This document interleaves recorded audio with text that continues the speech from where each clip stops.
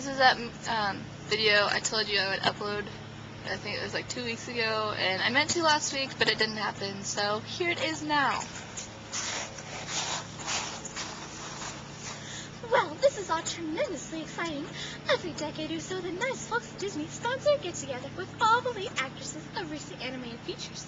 This gives us a chance to chat, exchange tips on how to clean house, Allah give me strength.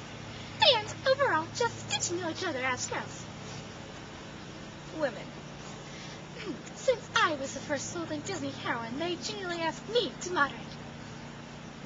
So, without further ado, I would like to welcome this year's guest, Princess Jasmine from Aladdin. Is this going to take long? Belle from Beauty and the Beast, and congratulations again on getting that Best Picture nomination. Thank you. We were robbed, losing to a cannibal. Now, what does that say about society and its priorities? In the words of Sartre, And, of course, Ariel from Little Mermaid. it's exciting to meet you, Snow. Thank you. You're dripping on my clean floor. Oh, sorry. Quite all right. We were also newly joined by Olivia Flaversham, the plucky little heron from The Great Mouse Detective. But we had a bit of a mishap. Someone on the panel couldn't control her rather large kitty cat. Look, I already said I was sorry. I am no more happy about it than anybody else. If that darn invitation said they were going marching around, I wouldn't have brought Raja along in the first place. Okay? Let's move on. Disney gives us unrealistic expectations on life. Case in point, Disney princesses. All Disney princess movies have the same basic outline. We meet a beautiful princess. She sings. We find out she's in some sort of trouble. She sings. Then we're introduced to a gorgeous prince, or a dashing young man. He sings. They meet and fall madly in love with each other. They sing. Then, through some ups and downs, they eventually get married and live happily ever after. And everyone sings. Now, no matter how awesome it would be if life was like that, it just isn't. But what if we put a dose of reality into the wonderful world of Disney? What would happily ever after really look like? The Disney Heroine Roundtable by Peter David. Well, before we get started, I must say my breath is a bit taken away by the changes in clothing styles for Disney heroines. With you in your harem outfit, Jasmine, and you, Ariel, with your shells, and both of you with all that skin hanging out. It seems a trifle, what's the word? Sluttish? Well, thanks a lot. Big talk with someone's idea of a good time is sitting around in an apron all day talking to sheep. You talk to fish, but they talk back. Actually, I was going to say daring rather than sluttish. But this brings us to our first line of discussion. Namely, what do you think our role in movies today should be? Well, I'll tell you what it shouldn't be. It shouldn't be sitting around waiting for someone to take it away from a child. I mean, come on. Could you see me singing, "Someday my prince will come"?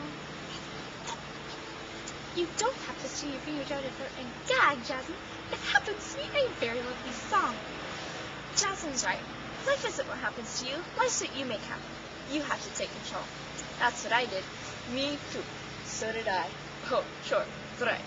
I did, really. Sure you did. First you went around town looking down your nose and talking about how provincial all these hard-working villagers are and how there has to be more in life than this. If Cruella de Vil had sung the exact same thing, people would have said it was the most arrogant song ever written. But, and what you said you wanted more of life. You didn't do anything to get it. Yes, I did. I gave it my liberty, sacrificing for my father. I promised I'd stay a prisoner in the Beast Castle forever. Uh-huh. And how long was it before you were running out the front door saying, "Promise or no promise, I can't stay here another minute"? A week? A month? A year? Well, actually, about 3-4 hours maybe. There are such things as promises made under duress, and they're not always binding. Perhaps it's Machiavellian, but even so, now there is a woman of her word, some heroine. Ladies, I think we're getting off the topic.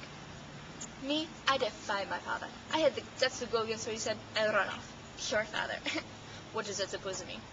The two of you used their fathers. You defied yours. She sacrificed for hers. But you've both got these cute, roly-poly comedy relief fathers. Me, I've got the king of the sea for mine. He shoots around lightning bolts for fun and can bench press a whale. I'm the only one with real guts here. More guts than brains, that's for sure. Cutting deals with the sea witch? Now there's a smooth move. If you'd ever read anything by Marlowe, you'd have realized the folly of that. Well, who are all these people you're talking about? Authors, playwrights, philosophers.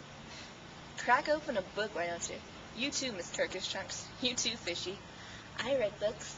Human books. Oh, right. You can't remember tough words like feet, and you don't know why fire burns. How they miss having you on Jeopardy? I wonder. Oh, and here's a news flash for you. It's called a fork, okay? A fork. You eat food with a fork. You don't comb your hair with it. If you combed your hair with it, it would be called a comb, not a fork. All right, Einstein? Some of us have royal duties to attend to and don't have a lot of time for books. That is so typical. You three are just typical elitist examples of the societal class structure. All of you, born to royalty, born children of privilege. But you're royalty too. At the end of the movie, you married, what was his real name? I don't know. Besides, I was talking about being born to entitlement. All of you lived your lives in castles, children of kings and queens, or at least kings, since there never seemed to be any queens in Disney films.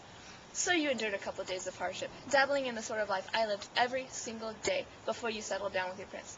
It's disgusting. Particularly you, Ariel, who subverted everything she was in order to become part of the man's world. Well, you looked pretty comfortable strung around in that big yellow gown at the end. I didn't see you fighting a peasant. That's all the underprivileged masses are to you, aren't they? Peasants, the proletariat. In the words of Karl Marx, oh Lord, here she goes again. Ladies, let's move on to our next topic of discussion. It might not cause such bickering.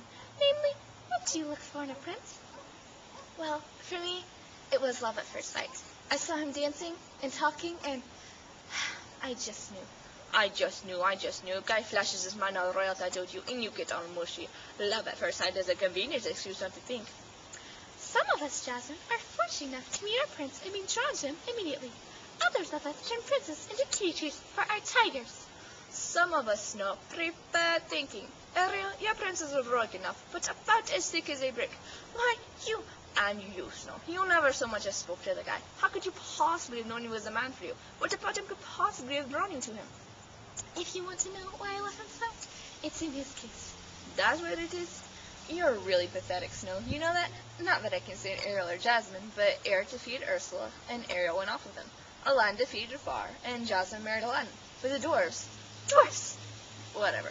They risked their lives for you. They adored you, and then some jerk prince comes along and gives you 3 seconds of lip lock, and you abandon the dwarfs. Dwarfs! Whatever. And go running off with him. What an ingrate. Oh, great. Now you made her cry. She can take it. She's a big girl. That's about the kind of empathy I'd expect from someone who walks around in her pajamas all day. Fish face, baklava breath. The upper class, displaying their typical, that's it, Raja. Ariel, the king wants to know how long. Deep! Let me out! Oh, man. Get him out right now. These discussion used to be so much fun. Me and Cindy, we sit and chat for hours. Sure, a while we kept dozing off, but even so. Shut up. Knock off that high-pitched little girl voice. It's driving me nuts. And get me the heck out of here. Ariel! Jasmine, make him spit him out right now. Pajamas, huh? Well, I hope you'll join us for our next discussion group. It's going to be called It's a Dog's Life. Participants will be Lady from Lady and the Tramp, Perdita from 101 Dalmatians, and Georgette from Oliver and Company. I'm sure the fur will really fly. Thanks for coming. Hi-ho, hi-ho.